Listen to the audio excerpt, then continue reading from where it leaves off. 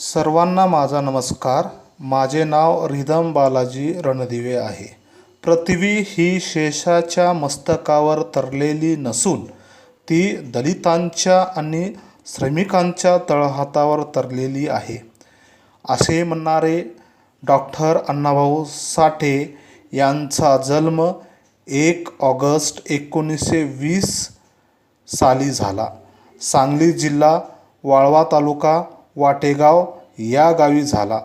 त्यांच्या वडिलांचे नाव भाऊराव साठे, आईचे नाव वाळूबाई साठे होते. डॉक्टर अण्णाभाऊ साठे यांचं संयुक्त महाराष्ट्र चळवळीत मोलाचं योगदान होते. डॉक्टर अण्णाभाऊ साठे यांनी अनेक कादंबऱ्या, कथासंग्रह, नाटके, पोवाडे लिहिले. म्हणून त्यांचा जन्मदिवस हा लेखन प्रेरणा दिवस म्हणून साजरा करण्यात यावे, असे महाराष्ट्र सरकारने त्यांना सन्मानित केले आहे. ही न्यायव्यवस्था काहींची रकेल झाली, ही संसद देखील हिजड्यांची हवेली झाली.